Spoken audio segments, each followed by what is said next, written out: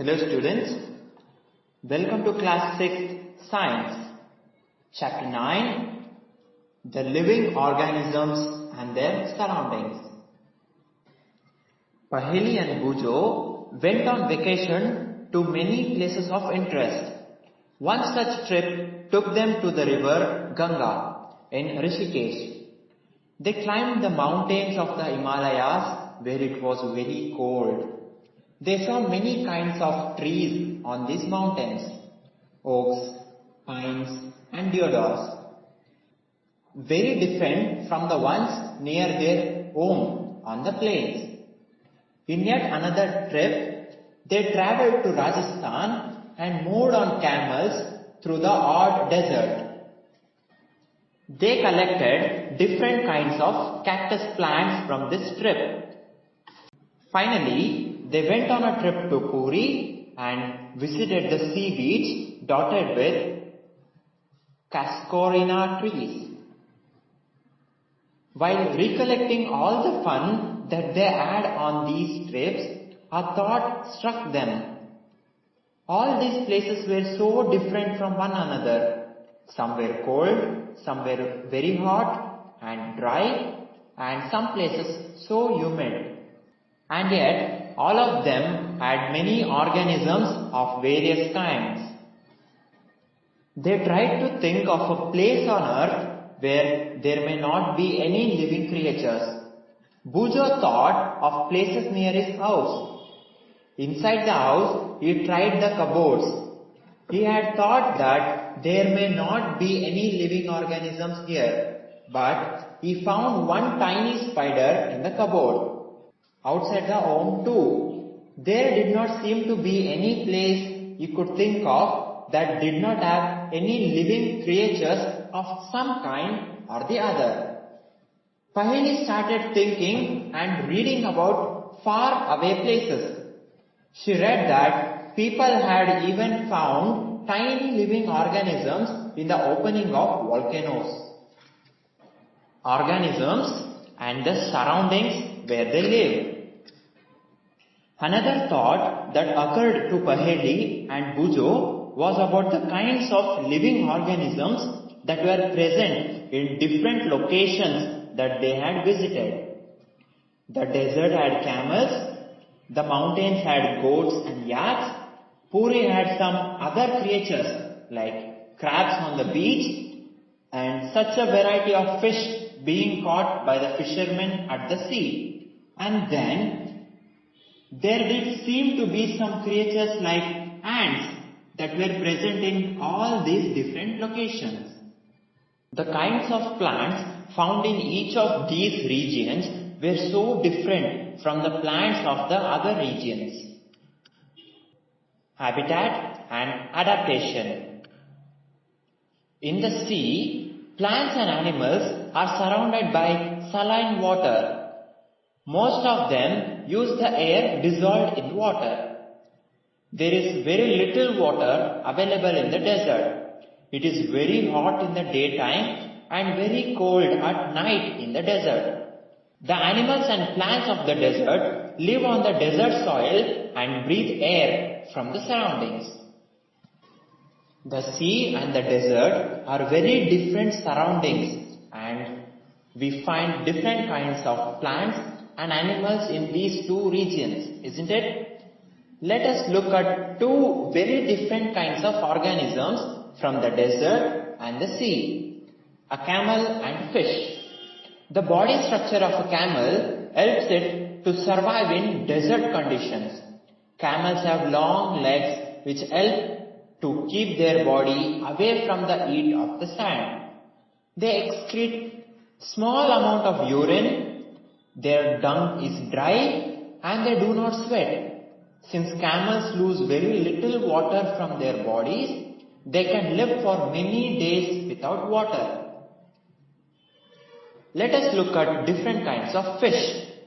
There are so many kinds of fish, but have you observed something common about their shape? All the ones have a streamlined shaped body. This shape helps them to move inside water. The scales protect the fish and also help in easy movement through water. The fish have flat fins and tails that help them to change directions and keep their body balanced in water. Gills present in the fish help them to use oxygen dissolved in water.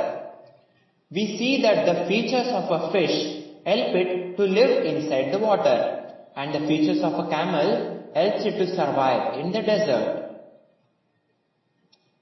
In all the variety of organisms, we will find that they have certain features that help them live in their surroundings in which they are normally found.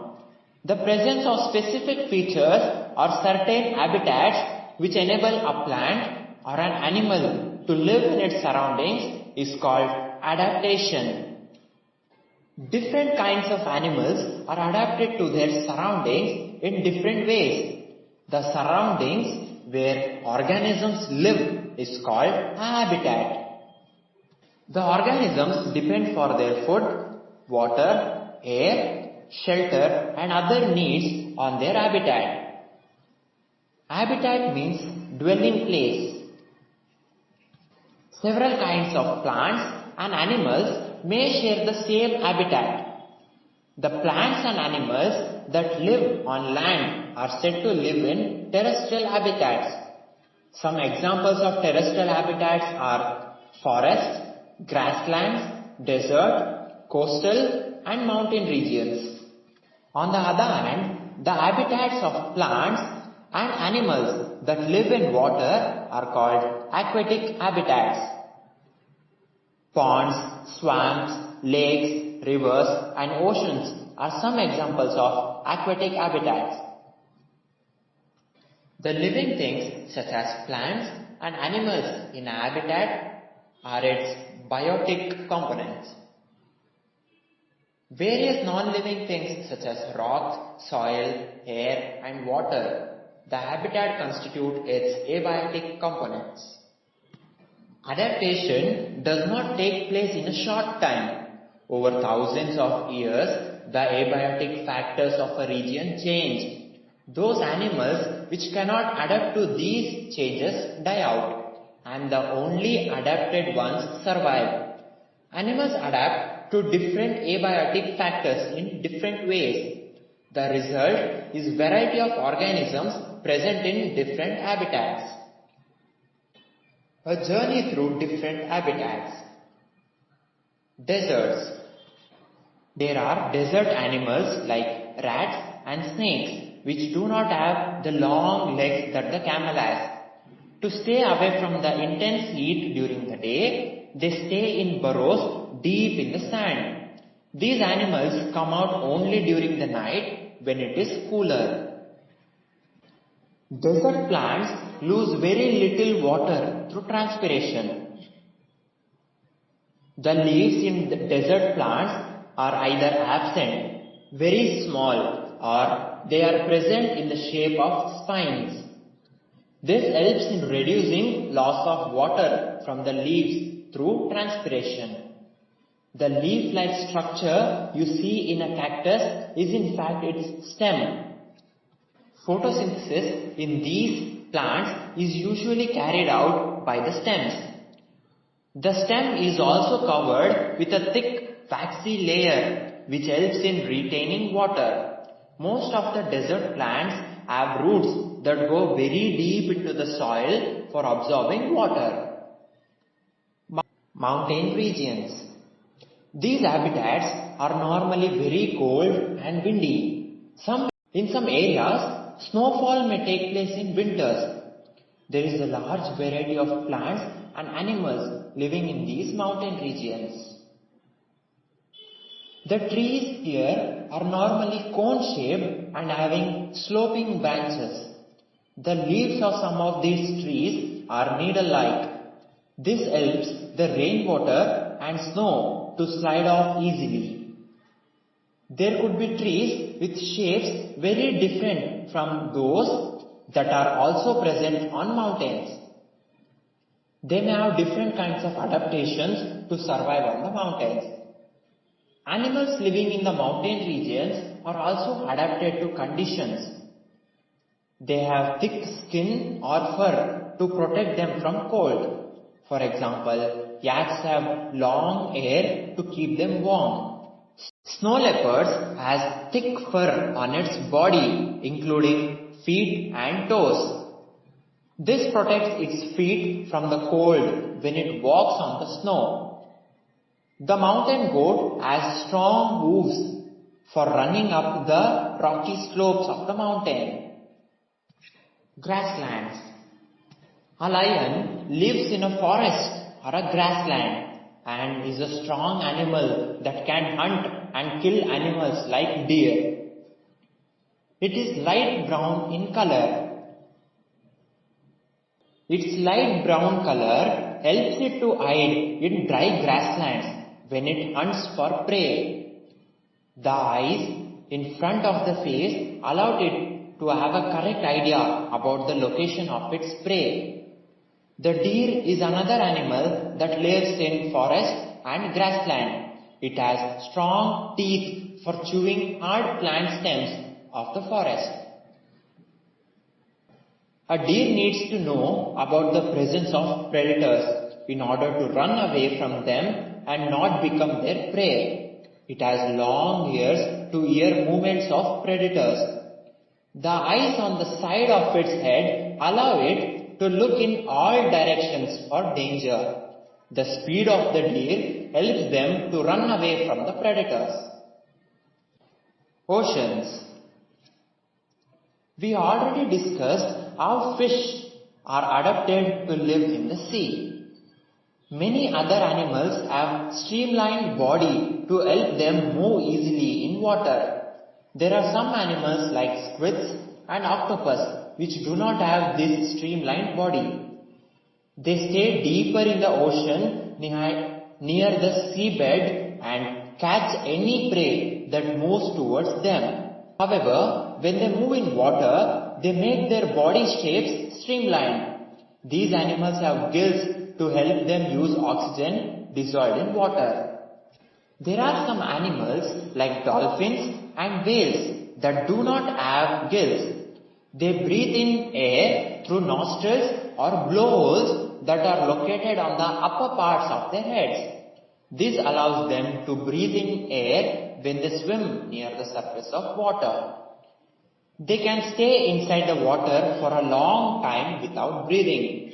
They come out to the surface from time to time to breathe in air. Ponds and lakes. Have you seen plants growing in ponds, lakes, rivers, and even some drains? How are the leaf, stem, and root of these plants placed? Some of these plants have their roots fixed to the soil below the water. In terrestrial plants, roots normally play a very important role in the absorption of nutrients and water from the soil. However, in aquatic plants, roots are much reduced in size and their main function is to hold the plant in place. The stem of these plants are long, hollow and light.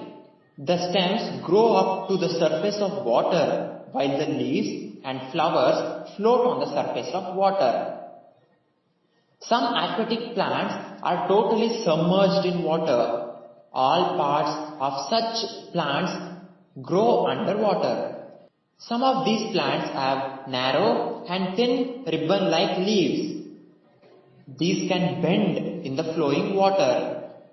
In some submerged plants, leaves are often highly divided through which the plant can easily flow without damaging them.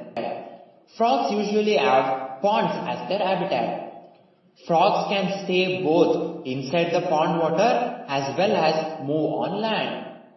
They have strong back legs that help them in leaping and catching their prey. They have webbed feet which help them swim in water.